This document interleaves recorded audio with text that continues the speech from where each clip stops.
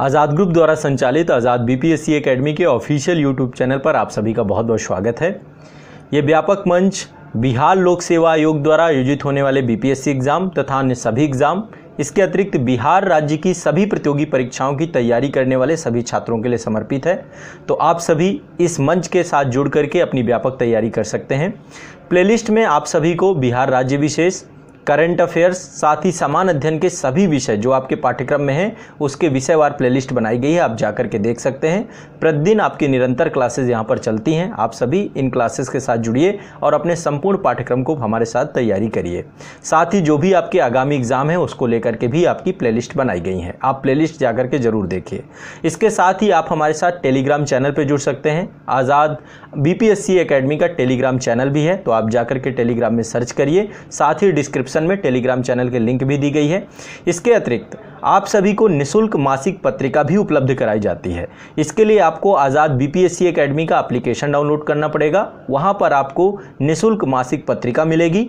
आप study material वाले section पे जाइएगा, वहां पे आपको निःशुल्क मासिक पत्रिका प्रति मंथ आपको हर महीने मिलेगी। तो आप सभी उसे जरूर डाउनलोड करें और उससे कंप्लीट करंट अफेयर्स पढ़ें।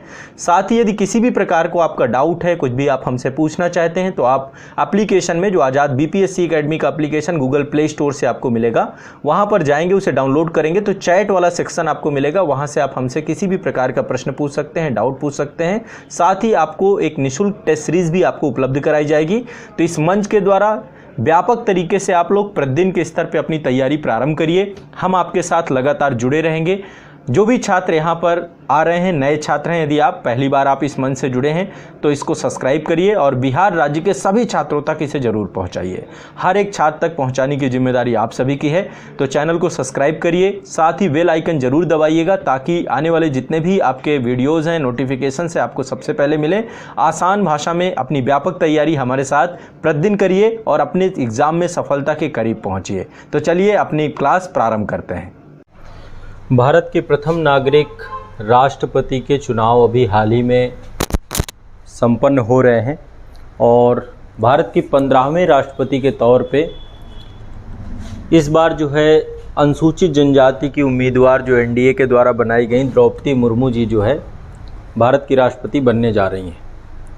तो आज जो है आज के सेशन में करंट अफेयर्स के सेगमेंट पे हम समझने का प्रयास करेंगे कि राष्ट्रपति का पद कितना महत्वपूर्ण है और राष्ट्रपति के पद का चुनाव कैसे किया जाता है। इस पूरी प्रक्रिया, इस पूरे प्रोसेस को समझने का प्रयास करेंगे। साथ ही द्रौपदी मुर्मू जी के जीवन को हम लोग समझने का प्रयास करेंगे और इसके साथ ही भारत में अब तक बने 14 राष्ट्रपतियों के बारे में भी समझने का प्रयास करेंगे। तो राष्ट्रपति भारत में, जैसा कि मैंने आपको बताया है कि हमारी संवैधानिक व्यवस्था के द्वारा राष्ट्र के प्रमुख के तौर पे, राष्ट्र के प्रथम नागरिक के तौर पे, देश के संवैधानिक प्रमुख के तौर पे भारत में राष्ट्रपति के पद का सृजन किया गया। ठीक है, और ये पद अपने आप में बहुत महत्वपूर्ण पद है क्योंकि निश्चित तौर पर देश की जितने भी कार्य हैं सारे राष्ट्रपति के नाम से ही किए जाते हैं। ये बात सत्य है कि राष्ट्रपति की वास्तविक शक्ति राष्ट्रपति के पास नहीं है, डिजूरे पावर है, डिफैक्टो पावर जो है प्रधानमंत्री के पास है। भारत में संसदीय शासन प्रणाली है और संसदीय शासन प्रणाली के कारण से मंत्रिमंडल सबसे पावरफुल बॉडी के तौर पे है। तो राष्ट्रपति की सहायता और सलाह देने के लिए मंत्रिमंडल होता है। देखिए, ये जो है देश की 15वीं जो है राष्ट्रपति के तौर पे जो है अब आने वाले समय में शपथ लेंगी। आगामी 24 जुलाई को जो भारत के वर्तमान राष्ट्रपति हैं उनका जो कार्यकाल है वो समाप्त होने वाला है, श्री रामनाथ कोविंद जी का। तो उनकी जगह पर एनडीए की उम्मीदवार द्रौपदी मुर्मू जी जो है ये अनुसूचित जनजाति से हैं, सबसे बड़ी बात ये है। और एक चीज़ हमें हमेशा समझना पड़ेगा कि जब दशकों से दबे कुचले और शोषित समाज का संबंध रखने वाला यदि कोई व्यक्ति किसी संवैधानिक पद पर आसीन होता है तो समाज में एक आशा की लहर है ना, और विश्वास मजबूत होता है देश के संविधान के प्रति, देश के कानून व्यवस्था के प्रति। तो यहाँ पर जैसे इससे पहले श्री रामनाथ कोविंद जी थे, वो अनुसूचित जाति से जुड़े हुए थे, एक दलित समाज से जुड़े हुए थे और इस बार जो है अनुसूचित जनजाति से संथाल जनजाति उड़ीसा से जुड़ी हुई हैं आपकी द्रौपदी मुर्मू जी। तो ये हमारे देश के लोकतांत्रिक व्यवस्था के परिपक्वता के लक्षण हैं कि हमारे समाज में जिस तरीके से हम राजनीतिक व्यवस्था में समावेशी राजनीति की बात करते हैं कि राजनीति हर व्यक्ति तक पहुंचे, सभी को मौका मिले, सभी को अवसर मिले, तो ये पहली बार एक ऐतिहासिक जो है जीत होगी द्रौपदी मुर्मू जी की कि देश की जो है वो राष्ट्रपति के तौर पे अब शपथ लेंगी और देश के आने वाले 5 साल में देश के राष्ट्रपति पद के सफल संचालन के तौर पे कार्य करेंगी। यहाँ पे इनका जीवन का संघर्ष जो था वो भी हम समझने का प्रयास करेंगे। झारखंड की राज्यपाल भी रही हैं द्रौपदी मुर्मू जी और इसके पहले जो है नवी झारखंड की राज्यपाल के तौर पे रही हैं और उड़ीसा विधानसभा के सदस्य के तौर पे रही हैं, है ना। 2015 में झारखंड की नवी राज्यपाल भी बनाई गई थी और एक तरीके से ये भी देखें झारखंड की पहली महिला राज्यपाल का किताब इनके नाम पे था, पहली महिला राज्यपाल बनी थी। और उड़ीसा में मयूरभंज जिला है, वहाँ पे एक सीट है जिसका नाम है रायरंगपुर। वहाँ से सन 2000 और सन 2009 में जो मौजूदा पार्टी है भाजपा के टिकट पर ही 2 बार जीती और विधायक भी बनी है। तो निश्चित तौर पे एक राजनीतिक सफ़र इनका बहुत शानदार रहा है और आज जो है ये भारतीय संविधान, भारतीय लोकतंत्र की शक्ति है कि आज जो है इनको अवसर मिल रहा है देश के सर्वोच्च पद पर और देश के सर्वोच्च नागरिक बनने का या प्रथम नागरिक बनने का मौका मिल रहा है। ठीक है, तो हमारे देश में जैसा कि आप सभी जानते हैं गणतंत्रात्मक व्यवस्था है। देश का जो मुखिया होता है, देश का जो प्रमुख होता है वो राष्ट्रपति ही होता है और राष्ट्रपति चुना जाता है। तो आज जो है सबसे पहले हम समझने का प्रयास करेंगे कि राष्ट्रपति का चुनाव जो है कैसे होता है और राष्ट्रपति के पास क्या क्या शक्तियाँ हैं। ठीक है, बहुत सारी शक्तियाँ जो है राष्ट्रपति धारण करता है, तो इन सभी शक्तियों को भी समझने का प्रयास करेंगे। तो सबसे पहले हम समझने का प्रयास करेंगे राष्ट्रपति या देश की गणतंत्रात्मक व्यवस्था और उसको लेकर जो प्रक्रिया है देश में। अभी हाल ही में मैंने आपको प्रश्न भी दिया था आंसर राइटिंग में कि गणतंत्रात्मक व्यवस्था को लेकर क्या प्रक्रिया दी गई है। तो इस प्रक्रिया में आपके टोटल जो है देखा जाए तो 5 अनुच्छेद जुड़ते हैं। जो संवैधानिक प्रावधान है देश के राष्ट्रपति के पद को लेकर के, ये पद जो है, क्योंकि गणतंत्र की परिभाषा क्या है कि जो राष्ट्र का प्रमुख होगा वो एक निश्चित अवधि के लिए, है ना, प्रत्यक्ष या अप्रत्यक्ष तरीके से चुना जाएगा जो राष्ट्र का प्रमुख होगा। तो भारतीय संविधान के अनुच्छेद 54 में राष्ट्रपति के चुनाव की बात की गई है। अनुच्छेद 55 में राष्ट्रपति के चुनाव की प्रक्रिया क्या की गई है उसके बारे में चर्चा की गई है। 56 में राष्ट्रपति का कार्यकाल बताया गया है कि राष्ट्रपति का कार्यकाल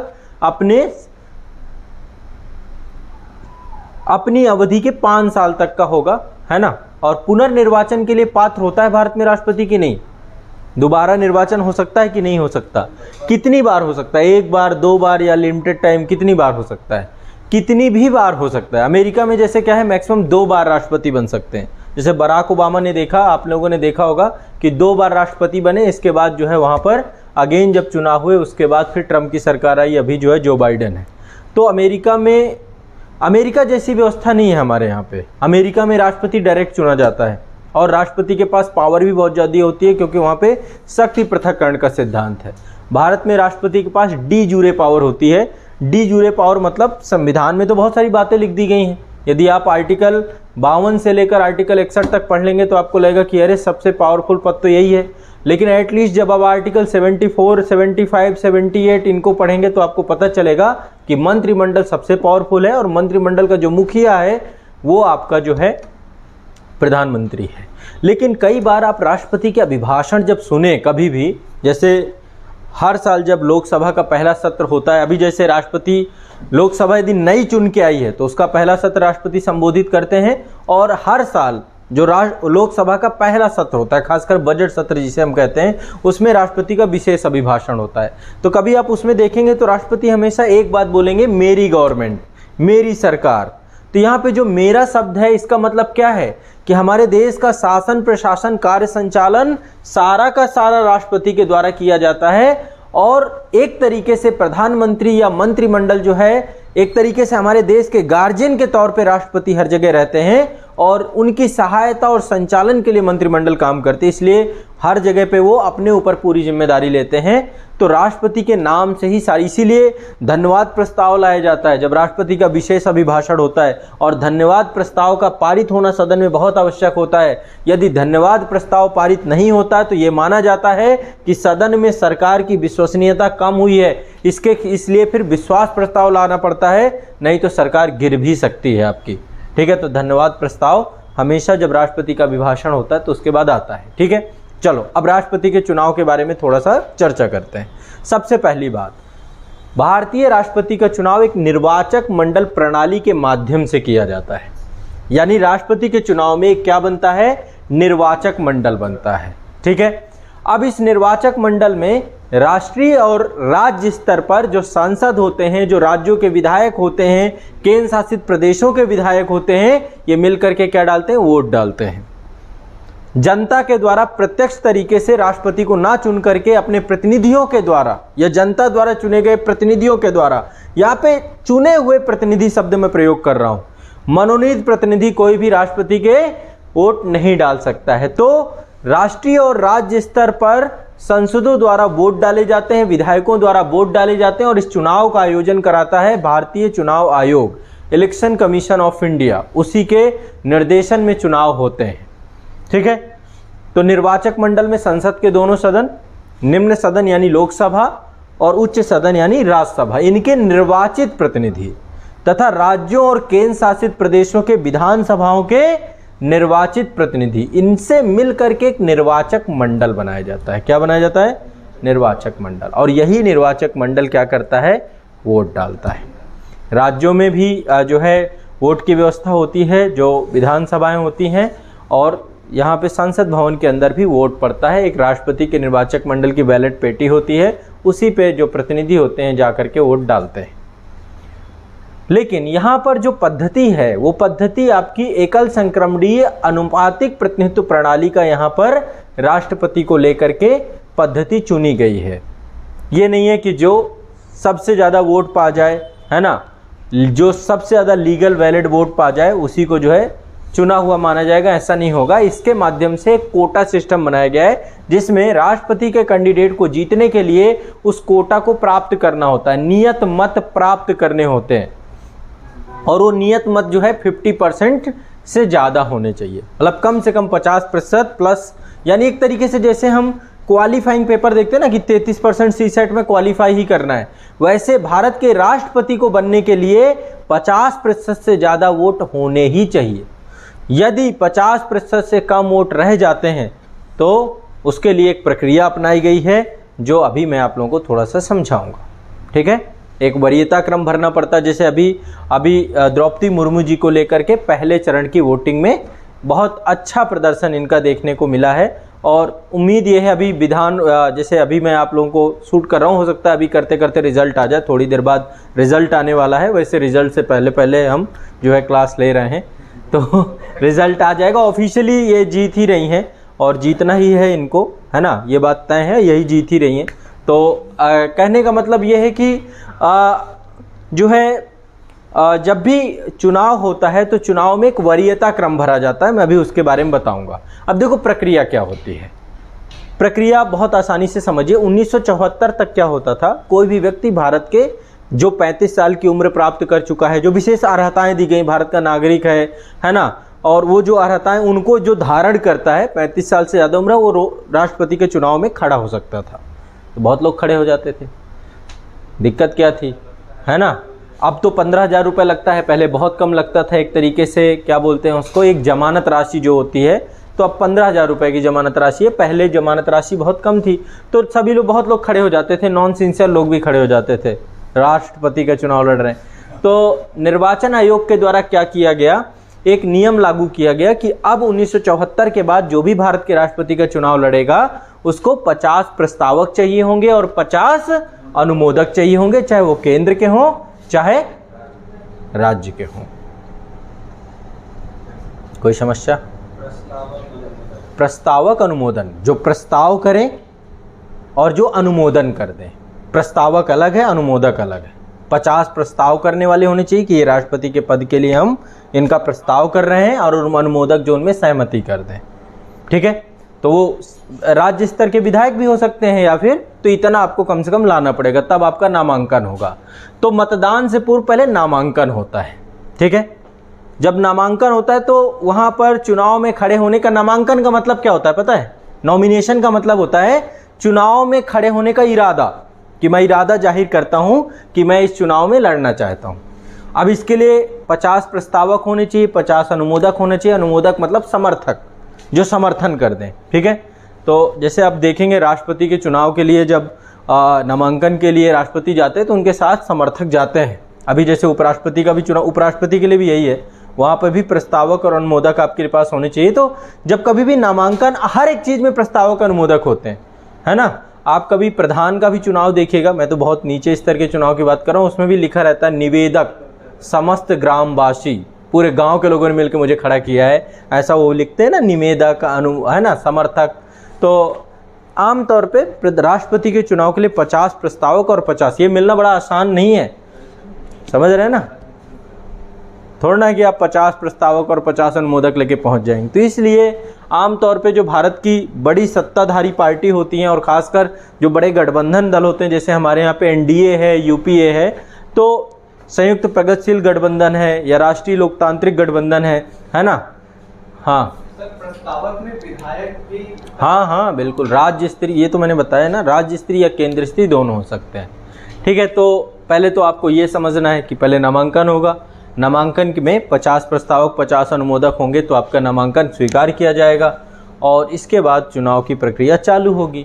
जो भी राष्ट्रपति के पद पे खड़ा होगा वो अपील करेगा कि मुझे वोट दीजिए, है ना।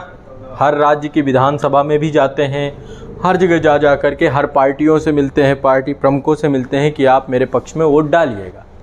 ठीक है, अब चूंकि यहाँ पर मामला थोड़ा सा अलग है, भारत के राष्ट्रपति पूरे भारत का प्रतिनिधित्व करते हैं, पूरे भारत का प्रतिनिधित्व करते हैं। ठीक है, तभी गणतंत्रात्मक व्यवस्था के सदस्य हैं। तो ऐसे में भारत के राष्ट्रपति के लिए मत देने का एक फार्मूला बनाया गया है। एक संसद के मत की वैल्यू होती है और एक विधायक के मत की वैल्यू होती है। इनके मतों की वैल्यू बनाई गई है ना, कितनी कीमत किसके मत की होगी। तो इसमें जो वैल्यू बनाई गई है, आपको एक फार्मूला यहाँ पे बता रहा हूँ कि एक संसद यदि वोट देता है तो उसके कितने मत माने जाते हैं। एक संसद सदस्य के मतों का मूल्य क्या माना जाता है? जितने भी राज्य हैं सभी के विधायकों के मतों का कुल मूल्य निकाल लिया जाता है। ठीक है, पहले विधायक का समझते हैं, जब विधायक का समझोगे संसद का समझ में आ जाएगा। देखो, एक विधायक के मत का मूल्य कितना होता है, यानी एक विधायक यदि वोट देता है तो उसका मतलब कितनी वोट के।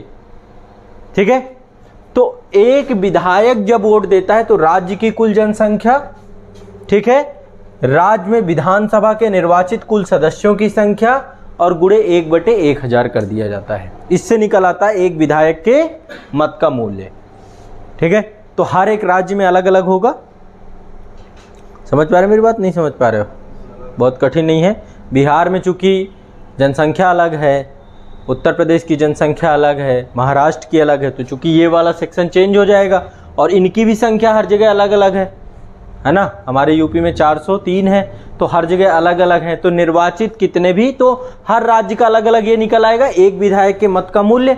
फिर इसके बाद संसद का देखिए, तो जितने भी राज्य हैं सभी राज्यों के विधायकों के मतों का कुल मूल्य निकाल दिया जाएगा, सम कर देंगे। UP plus Bihar plus Jharkhand plus जितने भी स्टेट हैं, जितने भी यूटी हैं, है ना, सभी के विधायकों के मतों के मूल्य को क्या करेंगे हम, प्लस करके क्या कर देंगे, संसद के निर्वाचित सदस्यों की कुल सदस्य संख्या कितनी है दोनों सदनों में, है ना। जैसे 543 सदस्य आपके कहां पर हैं, लोकसभा में हैं, और 250 सदस्य आपके राज्यसभा में। लेकिन 250 सदस्य जो आपके हैं उसमें मनोनीत भी हैं, 238 के आसपास होंगे निर्वाचित, 12 आपके मनोनीत होते हैं। ठीक है, तो ओवरऑल इनको भाग दे देंगे तो इससे क्या निकल आएगा, एक संसद सदस्य के मत का मूल्य। तो जब एक विधायक वोट डालेगा तो एक वोट नहीं डाल रहा है वो, आप मतलब उसमें एक फार्मूला बनाया गया, पूरे देश राज्य की जनसंख्या जुड़ी हुई है। तो यानी राज्य का हर नागरिक वोट डालता है भारत के राष्ट्रपति को अप्रत्यक्ष तरीके से अपने विधायक के माध्यम से, और हर एक व्यक्ति वोट डालता है संसद के माध्यम से। समझ रहे हैं? तो इनके मतों की वैल्यू होती है ना। और अभी जैसे आप लोग रिजल्ट देखेंगे तो आप देखेंगे कि जो है, जैसे अभी तक हालिया मुझे पता है क्योंकि अभी 1-2 घंटे बाद रिजल्ट आएगा, तो अभी मैं देख रहा था 4 बजे हुए हैं, अभी जनगणना जो चल रही है 4 बजे तक के जो 540 वोट प्राप्त हुए थे मुर्मू जी को, द्रौपदी मुर्मू जी की, और यशवंत सिन्हा जी जो आपके दूसरे जो पक्ष में थे उनको 208 वोट प्राप्त हुए थे। ठीक है, लेकिन एटलीस्ट दोनों को जीतने के लिए क्या चाहिए, 50% प्लस क्रॉस करना पड़ेगा। ठीक है, जब तक 50%, अभी जब मतगणना चल ही रही है, पर अब जीत जाएंगी, इतना कॉन्फिडेंस है। ठीक है, इसीलिए मैं आपको ये चीज़ बता रहा हूँ, जीतेंगी ही, है ना। तो कहने का मतलब सिर्फ ये है कि ये मत वैल्यू को इस तरीके से बनाया जाता है। ठीक है, विधायक का कुल मत कौन सा है? विधायक का ये है ना, ये विधायक का ही तो है, राज्य की कुल जनसंख्या बटे राज्य के विधायक विधानसभा के सदस्यों से। विधायक का आएगा, उन सभी को जोड़ के ऊपर वाले। हाँ, वो तो आपका संसद वाला अलग है। संसद वाले में सभी राज्यों के विधायकों को जोड़ लेंगे, सबका प्लस करके सम करके फिर भाग दे देंगे निर्वाचित सांसदों से। इसमें क्या दिक्कत है? विधायक के मतों का कुल। हाँ, तो वही तो है, कुल मतों की ही तो बात कर रहा है। विधायकों के जो मत यहाँ से निकलेंगे उनके कुल मतों का कुल मूल्य। ठीक है, तो ये आपका एक फार्मूला है संसद के एक मत का मूल्य और विधायक के एक मत के मूल्य का, कि एक मत क्या होगा। ठीक है, तो एक मतों के वैल्यू को लेकर के भी सिस्टम बनाया गया है। ठीक, अब चलिए एक एक करके हम समझते जाएंगे। तो सबसे पहली बात ये आपको समझना है। अब एक चीज़ और ध्यान रखिएगा, मतदाता कौन हो गए इसमें? जो निर्वाचक मंडल में है।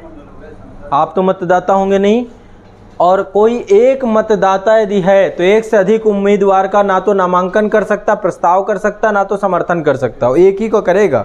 ये नहीं कि हम तो यशवंत सिन्हा जी को भी कर रहे हैं, हम द्रौपदी मुर्मू जी को भी कर रहे हैं, ऐसा नहीं हो सकता। एक ही का करेगा, या तो उनका कर रहा है या तो उनका कर रहा है।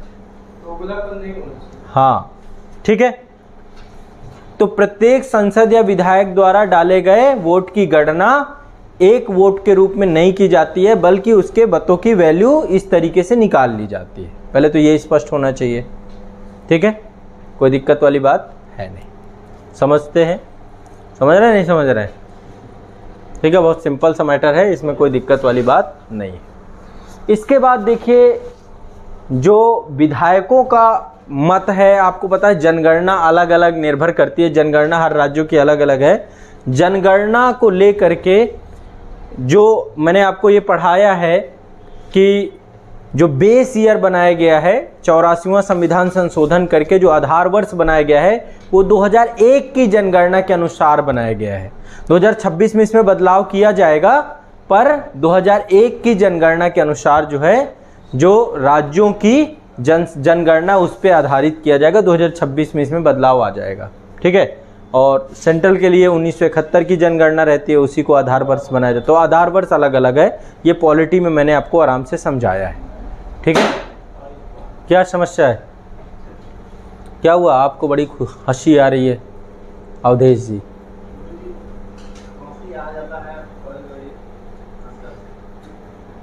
खुद से अंदर से ही आ जाती है। ठीक है, चलो, तो ये बात थोड़ी बहुत समझ में आई। ठीक है, कि क्या होना चाहिए, जीत के लिए क्या होना चाहिए, कुल मतों का 50% प्लस 1 मत होना चाहिए। इतना आपको समझ में 2 चीज़ें आ जानी चाहिए। अब चलिए थोड़ा सा एक बार लिस्ट देख लेते हैं अभी तक के राष्ट्रपतियों को लेकर के। अभी तक जितने भी राष्ट्रपति हुए हैं उनको लेकर के एक लिस्ट यहाँ पर क्रम से देख लेते हैं। देखिए, डॉक्टर राजेंद्र प्रसाद जी जो थे, तो डॉक्टर राजेंद्र प्रसाद जो थे वो 2 बार राष्ट्रपति बने हैं, 2 चुनाव में जुड़े हुए थे। तो यहाँ पर देखेंगे ये जो चुनाव हो रहा है ये 16वीं बार हो रहा है, लेकिन राष्ट्रपति जो चुने जा रहे हैं वो 15वें नंबर के हैं। इसमें बड़ा कन्फ्यूजन होता है। मैं ये चीज़ क्लियर करने के लिए लिस्ट आप लोगों को दिखा रहा हूँ। चुनाव 16वीं बार क्यों? क्योंकि यहाँ पे क्या है, 2 बार, इसको 2 बार काउंट करेंगे। राजेंद्र प्रसाद भारत के एकमात्र राष्ट्रपति हैं जो सबसे लंबी अवधि के लिए राष्ट्रपति बने। ठीक है, पहले संविधान सभा के अध्यक्ष रहे और इसके बाद सर्वसम्मति से संविधान सभा के द्वारा ही इनको चुन लिया गया। 24 जनवरी, इसके बाद 26 जनवरी से ये भारत के राष्ट्रपति बन गए। 26 जनवरी 1950 से भारत गणतंत्र हुआ, संविधान लागू हुआ और भारत के राष्ट्रपति सर्वसम्मति से चुने गए। लेकिन इसके बाद तुरंत चुनाव हुआ 1952 में जीत गए, फिर इसके बाद 5 साल बाद 57 में चुनाव हुआ, फिर जीत गए। तो पहले सर्वसम्मति से, फिर 52 में जीते, फिर 62 में जीते, सबसे ज़्यादा मतों से जीते। ठीक है, तो कई बार बहुत कन्फ्यूजन बच्चों को होता है कि यार ये 12 साल कैसे रह गए, तो 12 साल के पीछे का तर्क ये है। ठीक है, इसके बाद डॉक्टर सर्वपल्ली राधाकृष्णन, ये उपराष्ट्रपति थे उस समय, ये बने भारत के राष्ट्रपति 62 से लेकर 67 तक। इसके बाद डॉक्टर जाकिर हुसैन 13 मई 1967 से लेकर 3 मई 1969 तक ये बने भारत के राष्ट्रपति। लेकिन भारत के पहले राष्ट्रपति हैं जिनकी मृत्यु हो जाती है। ठीक है, ठीक है, इनकी मृत्यु हो जाती है अपने कार्यकाल के दौरान। इसके बाद देखो एक्टिंग प्रेसिडेंट आते हैं, बीबी गिरी साहब एक्टिंग प्रेसिडेंट आते हैं। और जैसे ही मतलब एक्टिंग प्रेसिडेंट जब होते हैं तो आपको पता है कि सिर्फ और सिर्फ 6 मंथ के लिए हो सकते हैं, उसके अंदर अंदर चुनाव कराना पड़ेगा। ठीक है, और ये उस समय एक्टिंग प्रेसिडेंट किस बिहाफ पे आते हैं, क्योंकि ये वाइस प्रेसिडेंट होते हैं इंडिया के। लेकिन इनको लगा कि मुझे वोट चुनाव लड़ना है, मतलब मुझे भी राष्ट्रपति का मैं चुनाव ही लड़ लेता हूँ, एक्टिंग में कितना बात बनेगी। तो ये चुनाव लड़ने चले गए, तभी सुप्रीम कोर्ट के जो न्यायाधीश हैं मोहम्मद हिदायतुल्लाह जी, ये एक्टिंग प्रेसिडेंट बन जाते हैं। जब राष्ट्रपति का पद खाली हो, उपराष्ट्रपति का पद खाली हो, तो उस पद पे कौन आ जाएगा? सुप्रीम कोर्ट के न्यायाधीश। यदि सुप्रीम कोर्ट के न्यायाधीश जो मुख्य न्यायाधीश हैं, यदि उनका पद भी खाली है तो कौन आ जाएगा? सुप्रीम कोर्ट के वरिष्ठतम न्यायाधीश, जो सबसे वरिष्ठतम होंगे। क्या हुआ, कंफ्यूजन है इसमें? नहीं, उसके बाद शायद हाई कोर्ट जाते हैं। नहीं भाई, किसने कह दिया? ऐसे नहीं करते। कहाँ से पढ़ते हैं आप लोग? कम से कम मेरे इतने सारे इंटायर वीडियो, मास्टर वीडियो सब कुछ बना के दे दिया आप लोगों को, कम से कम देख भी लिया करिए, ऐसा मत किया करिए। ठीक है ना? अरे नहीं भाई, वहाँ बात ही नहीं करनी है। सुप्रीम कोर्ट के वरिष्ठतम न्यायाधीश। ठीक है, यदि सुप्रीम कोर्ट के मुख्य न्यायाधीश नहीं होंगे तो वरिष्ठतम न्यायाधीश होंगे। उसके बाद वरिष्ठता के आधार पे बनते रहेंगे। यदि ऐसा वैसे बड़ा रेयर है, बट फिर भी जानकारी के लिए आपको यही समझना है।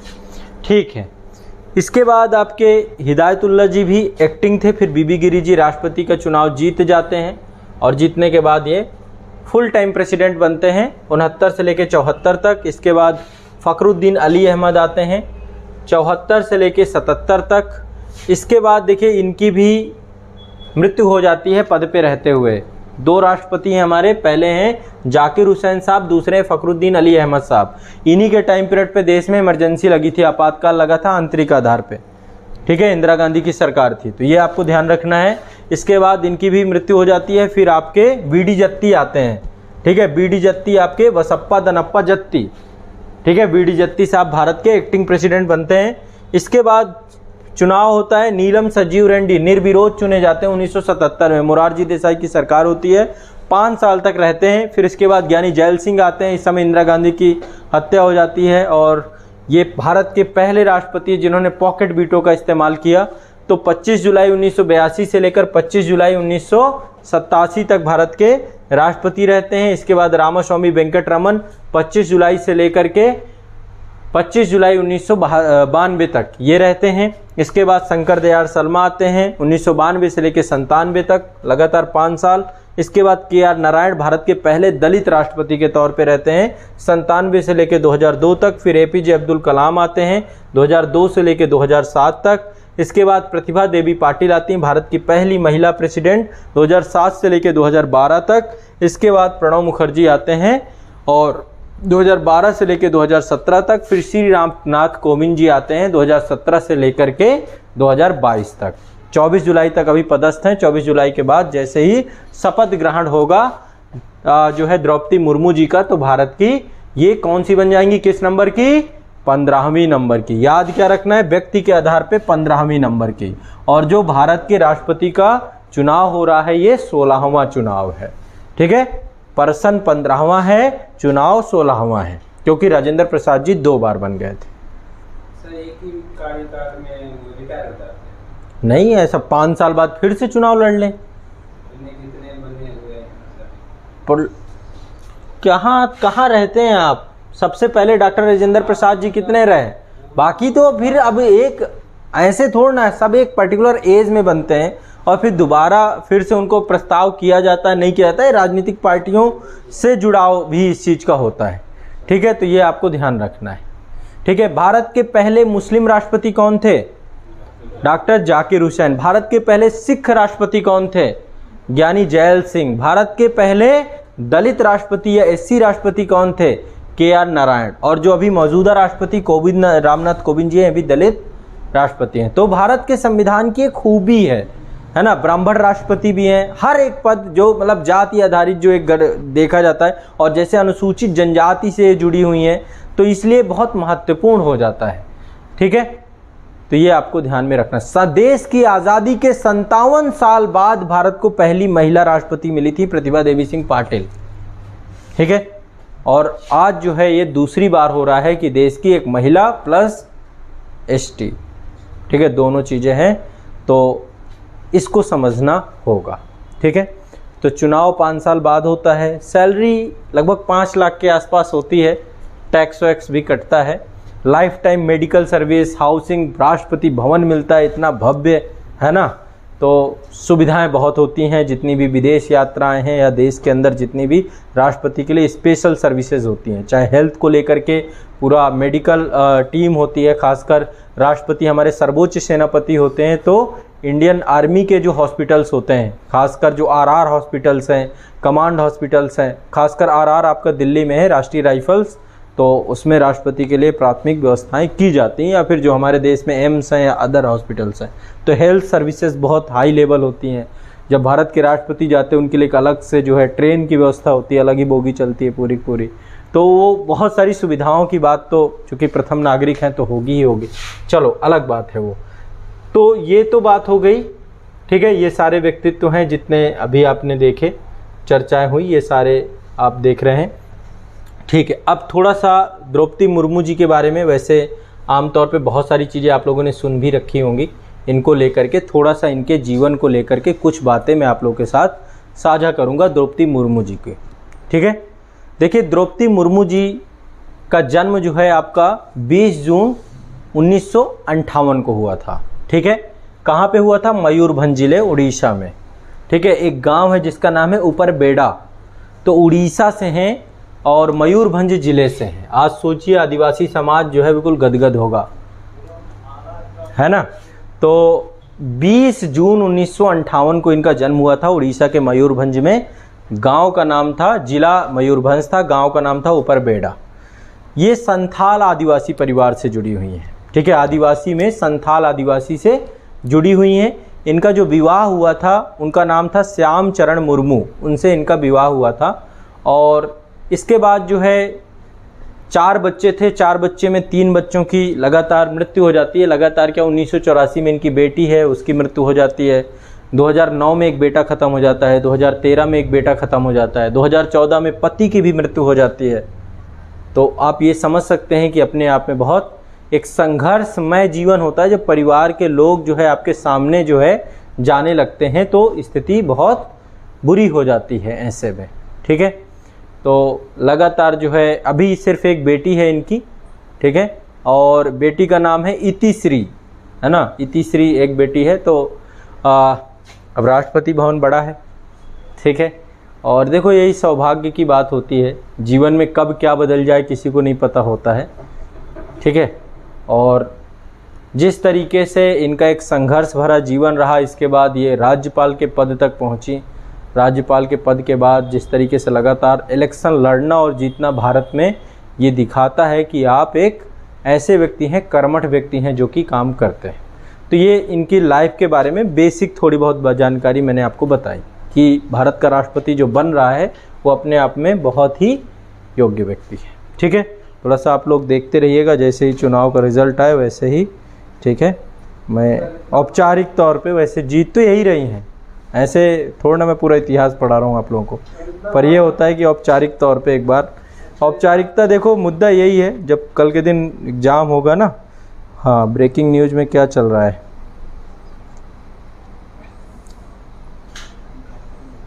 अब सर इतना महाभारत हो गया तो चलो ठीक है, आगे बढ़ते हैं। अब देखो चुनाव जो होता है वो होता है एकल संक्रमणीय मत पद्धति के द्वारा, अनुपातिक प्रतिनिधित्व प्रणाली के द्वारा। ठीक है, ये क्या होता है इसको समझने का एक बार प्रयास करेंगे कि राष्ट्रपति का चयन सीधे ना होकर के परोक्ष तरीके से होता है और किस तरीके से वोट दिया जाता है। इसमें एक तरीके से ये समझिए कि सिंगल ट्रांसफरेबल वोट सिस्टम, यानी कि एक मतदाता जो होता है वो एक ही व्यक्ति को वोट नहीं देता बल्कि प्राथमिकताएं तय करता है। ठीक है, एक बार मैं इसको एग्जाम्पल के तौर पे आपको समझाता हूँ, ठीक है, ताकि आपको थोड़ा सा अच्छे से समझ में आ जाए।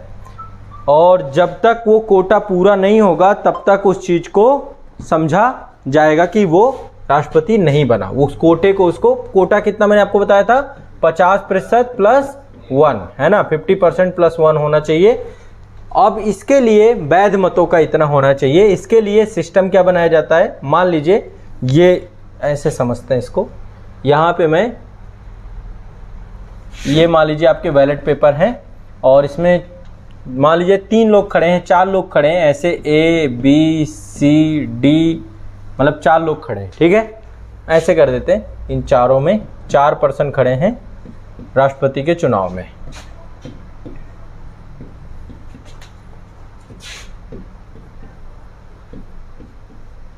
ठीक, अब इसको समझने का प्रयास करिएगा। यहां पर जब भी कोई व्यक्ति, मान लीजिए कोई सांसद या विधायक जब वोट डालता है तो वो क्या करता है, अपना वरीयता क्रम देता है। मान लीजिए वरीयता क्रम दे दिया गया कि इनको पहले नंबर A को वो सबसे पहले जिताना चाहता है, तो एक वरीयता क्रम बढ़ेगा। फिर D को दूसरे नंबर पे जिताना चाहता है कि A यदि नहीं जीतती तो D जीत जाए, ऐसे वरीयता क्रम बढ़ता है। इसको तीसरे नंबर पे जिताना चाहता है, इसको चौथे नंबर पे जिताता है, तो एक वरीयता क्रम देता है वो अपना। ऐसे ही यहाँ पे भी वरीयता क्रम होगा कि मान लो A पहले नंबर पे है, फिर दूसरे नंबर पे, मतलब ये पर्सन 1 हो गया, P1 हो गया, मान लो ये P2 दूसरा व्यक्ति है तो उसने भी वोट डाला, तो उसने पहली वरीयता में A को रखा, दूसरी वरीयता में A मतलब द्रौपदी मुर्मू मान लीजिए, ठीक है, और दूसरे नंबर पे ये B आपके यशवंत सिन्हा जी हैं, तो इसने क्या किया, यशवंत सिन्हा जी को दूसरे नंबर पे रख दिया, फिर D को तीसरे पे रख दिया, इसको चौथे पे रख दिया। फिर इसके बाद P3 कोई तीसरा पर्सन वोट डालने जाता है तो उसने क्या किया, पहली वरीयता में यशवंत सिन्हा जी को रख दिया। ठीक है, पहली वरीयता में यशवंत सिन्हा जी को रख दिया, दूसरी वरीयता में, ठीक है, द्रौपदी जी को रख दिया, तीसरी में C को रख दिया और फिर इसको यहाँ पे रख दिया। ऐसे करके वरीयताएं देनी होती है कि किसको आप पहली प्रेफरेंस देते हैं। ठीक है, ऐसे ही P4 पहुंचा, चौथा व्यक्ति वोट डालने पहुंचा, तो वो भी वरीयता क्रम यहाँ पे तय करेगा कि किसको पहले जिताना चाहता है। मान लो इनको A मिल गया, इनको जो है, अब इसके बाद इसको तीसरे नंबर पे, इसको दूसरे नंबर पे, इसको जो है चौथे नंबर पे। तो इस तरीके से जब वोट पड़ते हैं तो सब अपनी अपनी वरीयता क्रम करके और वोट डाल देते हैं।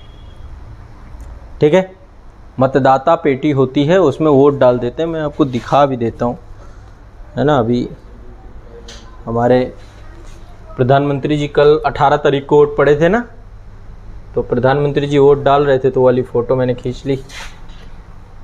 ये आप देखिए, ये आपके मीडिया में चल रही थी, ये आपके ऐसे करके वोट पड़ता है। ये भारत गणराज्य, यहाँ पे देखिए रिपब्लिक ऑफ इंडिया, भारत के राष्ट्रपति का निर्वाचन, ऐसे पेटी होती, पत्रिका होती है, तो सभी जो है करने के बाद जो है फिर इसमें डालते हैं। इसके बाद जो है क्या होता है, जब वोटिंग हो जाती है, ऐसे सारे मेंबर का काम होता है, सारे मेंबर जो हैं, ठीक है, वोट डालते हैं, इसमें वोट डालते हैं। सुधांशु त्रिवेदी जी डाल रहे हैं। तो जब वोट पड़ते हैं इसके बाद जो है आपका गिनती चालू होती है, काउंटिंग। सबसे पहले काउंटिंग होगी पहली वरीयता में। पहली वरीयता में किसे रखा गया है, पहली वरीयता में। यदि पहली वरीयता की काउंटिंग हुई और पहली वरीयता में ही रिजल्ट आ जाता है, मान लीजिए इनको भी कहीं पे, यहाँ पे देखो पहली वरीयता इनको मिली हुई है, तो पहले पहली वरीयता किनको मिली है उनकी काउंटिंग होती है। ठीक है, और पहली वरीयता की काउंटिंग में यदि 50% प्लस 1 प्राप्त हो जाता है किसी को, तो राष्ट्रपति का विजयी उम्मीदवार घोषित कर दिया जाता है। लेकिन कई बार ऐसा हुआ है कि पहली, जैसे बीबी गिरी साहब के उसमें हुआ था कि पहली वरीयता में रिजल्ट नहीं फाइनल हुआ तो दूसरी वरीयता गिनना पड़ा। तो फिर क्या होगा, जो लास्ट, जिसके सबसे लास्ट आएंगे, जो सबसे अंतिम में आएगा, उसके क्या किए जाएंगे, पहले तो वोट हटा दिए जाएंगे, उसको डिस्क्वालीफाई घोषित कर दिया जाएगा और उसके वोटों को ट्रांसफ़र कर दिया जाएगा। उसको जितने भी वोट मिले होंगे अगली वरीयता में, उसको सब ट्रांसफ़र कर दिया जाएगा ऊपर सब में। ठीक है, और ट्रांसफर करने के बाद फिर काउंटिंग चालू होगी और उस काउंटिंग में दूसरी वरीयता में यदि 50% + 1 प्राप्त हो गए तो भारत का राष्ट्रपति चुन लिया जाएगा।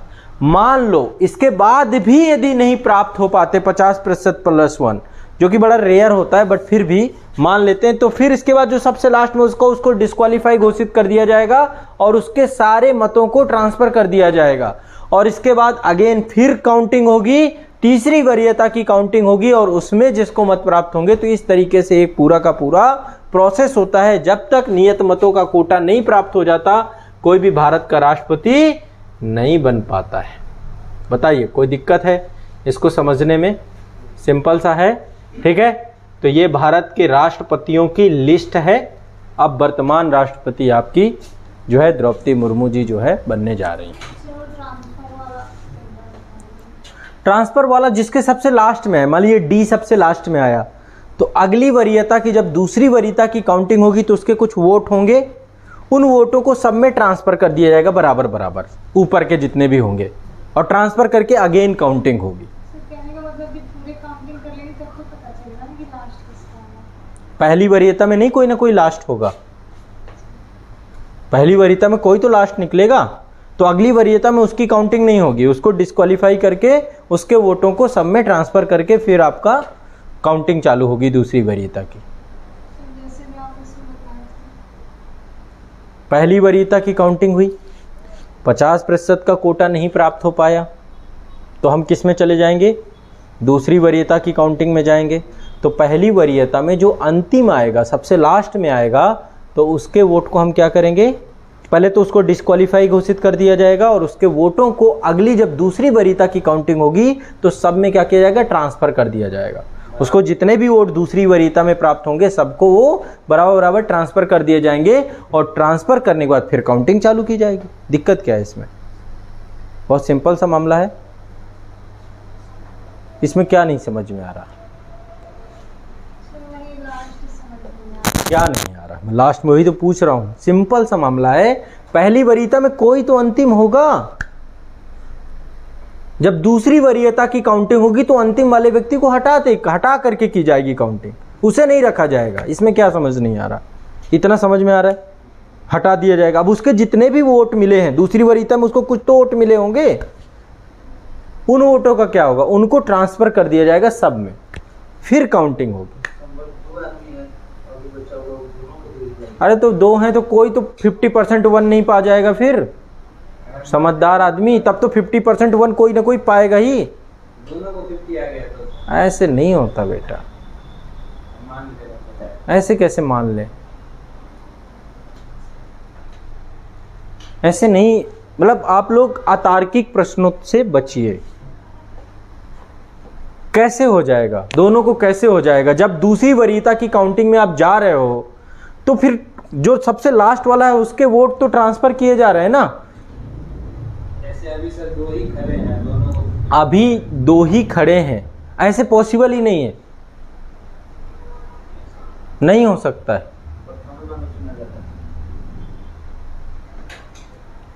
ठीक है, तो ये आपका जो है भारत के राष्ट्रपति का चुनाव और इससे जुड़ी हुई चीज़ें थी। अब यहाँ पे मैं एक बार थोड़ा सा राष्ट्रपति की शक्तियों के बारे में आपको चर्चा करूँगा। सबसे पहले आपको ये तो पता ही है कि राष्ट्रपति के पास नियुक्ति संबंधी शक्तियाँ होती हैं। बहुत सारे पदों को राष्ट्रपति नियुक्त करते हैं, मल्टीपल पदों को नियुक्त करते हैं और शपथ दिलवाते हैं। जैसे जो सर्वोच्च न्यायालय के न्यायाधीश होते हैं उनकी नियुक्ति राष्ट्रपति करते हैं, सर्वोच्च न्यायालय के मुख्य न्यायाधीश की नियुक्ति राष्ट्रपति करते हैं, हाई कोर्ट के जो जितने भी न्यायाधीश होते हैं उनकी नियुक्ति राष्ट्रपति करते हैं, भारत के सीएजी से लेकर के यूपीएससी के चेयरमैन से लेकर जितने भी बड़े बड़े पद होते हैं आमतौर पर डिसीजन कैबिनेट का होता है, क्योंकि आर्टिकल 74-75 के तहत राष्ट्रपति को डिसीजन के मामलों को डिसीजन की जो भी मिनिस्ट्री ऑफ काउंसिल सलाह देगी उसको मानने के लिए राष्ट्रपति बाध्य होते हैं। ठीक है, लेकिन राष्ट्रपति विभिन्न पदों पर क्या करते हैं? नियुक्तियां करते हैं। दूसरा, राष्ट्रपति के पास क्षमादान शक्ति होती है आर्टिकल 72 के तहत। राष्ट्रपति किसी भी अपराध के लिए दोषी ठहराए गए व्यक्ति को क्षमा के दंड को क्या कर सकते हैं? क्षमा कर सकते हैं, लघुकरण कर सकते हैं, परिहार कर सकते हैं, निलंबन कर सकते हैं और ठीक है पूरी तरीके से माफ कर सकते हैं। तो राष्ट्रपति के पास आर्टिकल 72 होता है। ठीक है। तो मृत्युदंड दे गए कोई भी व्यक्ति जिसको मृत्युदंड प्राप्त है उसको भी वो पूरी तरीके से माफ कर सकते हैं, पूरी तरीके से पार्डन कर सकते हैं। सब राष्ट्रपति, जितने भी केंद्र के अधिकारी होंगे, कर्मचारी होंगे, सब राष्ट्रपति के अंतर्गत ही काम करते हैं। जितने भी राज्य के कर्मचारी अधिकारी, मुख्यमंत्री किसके प्रसाद पर्यंत है, मंत्रिमंडल किसके प्रसाद पर्यंत काम करती है, राष्ट्रपति के। तो जितने भी केंद्रीय सब राष्ट्रपति, और राज्य में सब जगह राज्यपाल, ठीक है। इसके बाद आर्टिकल 80 के तहत राष्ट्रपति के पास पावर होती है, याद रखिएगा, साहित्य, विज्ञान, कला और समाज सेवा के आधार पर। 4 आधार हैं, साहित्य, विज्ञान, कला और समाज सेवा, ठीक है। इसके आधार पे राष्ट्रपति 12 सदस्यों को क्या किया जाता है, मनोनीत किया जाता है। अभी जैसे पीटी उषा के बारे में आपने सुना होगा, राज्यसभा की सदस्यता उनको दी गई है, राष्ट्रपति ने उनको मनोनीत किया है, ठीक है। हरभजन सिंह के बारे में आपने सुना होगा, उनको भी अभी नॉमिनेट किया गया है, ठीक है। तो अभी मनोनयन हुआ है कई सारे लोगों का। तो आर्टिकल 72, आर्टिकल 80, इसके बाद राष्ट्रपति के पास सबसे बड़े राइट्स, आपके सबसे महत्वपूर्ण अधिकार राष्ट्रपति के पास है जब आपातकाल लगता है देश में। मंत्रिमंडल ही ये शक्ति का प्रयोग करती है। तो आर्टिकल 352 के तहत राष्ट्रपति 3 आधारों पे, या तो युद्ध, भारत किसी दूसरे देश से युद्धरत हो जाए, या कोई दूसरा देश भारत में बाह्य हमला कर दे, या देश के अंदर आंतरिक सशस्त्र विद्रोह हो जाए, तो भारत आर्टिकल 352 के तहत राष्ट्रीय आपातकाल की घोषणा कर सकते हैं। आर्टिकल 356 के तहत राष्ट्रपति क्या कर सकते हैं, हाँ, जो सीसीआई ने सर अभी जो उन्होंने यहाँ पे फैसला दिया था, वो भी तो मनोनीत हुआ, वो किस आधार पे मनोनीत हुए सर? बैठ जाइए। इतना नहीं सोचना, ये विषयों पे अलग से चर्चा करेंगे, ठीक है। मनोनीत नहीं हुए हैं, इस पे चर्चा करेंगे। समाज सेवा में सब आते हैं, समाज सेवा वो भी है, सिविल सर्विसेज में सब आते हैं, ठीक है। समाज सेवा का दायरा बहुत बड़ा है, ठीक है। विशेष ज्ञान, व्यवहारिक ज्ञान किसी भी आधार पे किया जा सकता है। समाज सेवा में तो फिर क्या बचता है बताइए, सबको ही आ जाता है ना। तो उस पर अभी बाद में बात करेंगे। आर्टिकल 356 आपका राष्ट्रपति शासन की बात करता है। राष्ट्रपति शासन किस आधार पे, राज्यपाल क्या करते हैं, रिपोर्ट प्रस्तुत करते हैं राष्ट्रपति को राज्य के संवैधानिक तंत्र के चलने के आधार पे। यदि राज्यपाल ये कहते हैं कि राज्य का शासन प्रशासन संवैधानिक आधारों पे नहीं चल रहा, तो आर्टिकल 356 के तहत राष्ट्रपति क्या कर सकते हैं, राष्ट्रपति शासन लगा सकते हैं, और केंद्र के द्वारा, केंद्र की संसद के द्वारा सारी विधायी कार्यों को जो है, और कार्यपालिका का काम जितना भी होता है वो सारा राज्य के गवर्नर के द्वारा किया जाता है। तो 356 दूसरा आपातकालिक शक्ति। और तीसरा वित्तीय आपातकाल, यदि देश में कभी ऐसा हो जाता है कि देश के अंदर किसी भी भाग में या देश के संपूर्ण हिस्से में वित्तीय संकट की दशा में राष्ट्रपति के पास वित्तीय आपातकाल, ठीक है। इसके बाद आर्टिकल 74 के बारे में आपको पता है, राष्ट्रपति के पास कुछ वीटो पावर प्राप्त होती हैं। आर्टिकल 75, 74 और 75 से राष्ट्रपति को कोई भी बिल जो भी संसद से पारित होकर आता है, उस बिल को कोई अवधि नहीं बताएगी कितनी अवधि में उनको जो है इस बिल को पारित करके देना है, तो राष्ट्रपति के पास पॉकेट वीटो आ जाता है। यदि राष्ट्रपति कोई बिल आता है और राष्ट्रपति उस बिल को वापस लौटा देते हैं, तो ये निलंबनकारी वीटो हो जाता है। यदि कोई विधेयक ऐसा होता है जो राष्ट्रपति जिसको पूरी तरीके से मना कर देते हैं, तो उसमें एब्सोल्यूट वीटो का भी प्रयोग होता है। राष्ट्रपति के साइन किए बिना कोई भी विधेयक कानून नहीं बन सकता है, पारित नहीं हो सकता है। राष्ट्रपति भारत के सिर्फ और सिर्फ वास्तविक प्रमुख, राष्ट्र के प्रमुख, कार्यपालिका प्रमुख भर नहीं है, बल्कि देश की संसद का भी हिस्सा होते हैं। देश की संसद 3 लोगों से मिलकर बनती है, पहले भारत के राष्ट्रपति, दूसरी लोकसभा और तीसरी राज्यसभा, ठीक है। तो एक सेतु का काम करते हैं, वो विधायिका और कार्यपालिका के बीच में एक सेतु का काम करते हैं, एक ब्रिजिंग का काम करते हैं, ठीक है। और इसीलिए यदि कभी संसद नहीं चल रही होती है, तो ऐसी स्थिति में राष्ट्रपति के द्वारा अध्यादेश के माध्यम से भी कानून बनाया जा सकता है आर्टिकल 123 के तहत, ठीक है। तो आर्टिकल 123 के तहत राष्ट्रपति क्या कर सकते हैं, देश में कानून बना सकते हैं, और इस कानून की वही स्थिति परिस्थिति होगी जो स्थिति परिस्थिति संसद के कानून की होती है। लेकिन इसको जैसे ही संसद सत्र में बैठे, तो उसके 2 सप्ताह के अंदर इसको पारित होना आवश्यक है, ठीक है। तो ये जो है आपको कुछ महत्वपूर्ण चीज़ें पता होनी चाहिए। राष्ट्रपति प्रधानमंत्री की भी नियुक्ति करता है, और प्रधानमंत्री राष्ट्रपति के प्रसाद पर्यंत होते हैं। तो ये राष्ट्रपति से जुड़ी हुई कोई चीज़ है, ठीक है। और सबसे बड़ी बात ये है कि अभी जो हाल फिलहाल में आपने देखा कि जिस तरीके से पिछले राष्ट्रपति हमारे थे और अभी वर्तमान राष्ट्रपति थे, चूँकि देखो ये पद बहुत बड़ा है, बहुत जिम्मेदारी वाला पद है। और कभी आपने देखा हो कि जो यशवंत सिन्हा थे, जो इस बार विपक्ष के जो है कैंडिडेट थे, उन्होंने एक बात कही रबर स्टैम्प को लेकर के कि राष्ट्रपति की वास्तविक स्थिति क्या है, कि ये राष्ट्रपति रबर स्टैम्प राष्ट्रपति बन के रह जाएंगे। या कई बार जो है रामनाथ कोविंद जी को लेकर के यही बात कही गई। देखिए, इस पद पर पहुंचने के बाद वो किसी पार्टी विशेष का सदस्य नहीं रह जाता है। जब भी कोई व्यक्ति इस पद पे पहुंचता है तो पार्टी विशेष से उसका नाता टूट जाता है। और दूसरा, उसको राष्ट्रीय हितों को सर्वोपरि रखना होता है। और निश्चित सी बात है कि हमारे संविधान में चूंकि डी फैक्टो पावर आपकी केंद्रीय मंत्रिपरिषद के पास है, तो ऐसे में राष्ट्रपति जो है जिस पद पे बैठा हुआ उस पद पे वो संवैधानिक दायित्वों का पालन करता है। और जब उसे लगता है कहीं पर कि बहुत महत्वपूर्ण विषय है तो उन विषयों को भी वो चिंताजनक तरीके से उठाता है। लेकिन आमतौर पे मंत्रिमंडल के द्वारा किए गए निर्णय ही राष्ट्रपति को मानना पड़ता है, राष्ट्रपति उसके लिए बाध्य होता है। तो आमतौर पे देखें तो जब टोटली वास्तविक शक्ति मंत्रिमंडल पे सृजित कर दी गई है, तो ऐसे में राष्ट्रपति एक रबर स्टैंप होंगे, ऐसा कहा जाना अपने आप में गलत भी है। क्योंकि राष्ट्रपति कई विशेष मौकों पे विशेषाधिकार का भी प्रयोग करते हैं, खासकर जब सरकार का विश्वास खत्म हो जाता है, सरकार एक काम चलाऊ सरकार के रूप में आ जाती है, जब देश में आपातकाल लग जाता है, ऐसी विभिन्न परिस्थितियों में राष्ट्रपति के पास विशेष शक्तियां आ जाती हैं, विशेषाधिकार आ जाते हैं। और खासकर अपनी वीटो पावर का प्रयोग करते समय राष्ट्रपति एक रबर स्टैंप पे ना होकर के बल्कि एक डी फैक्टो पावर भी प्रयोग करता है कई मामलों में।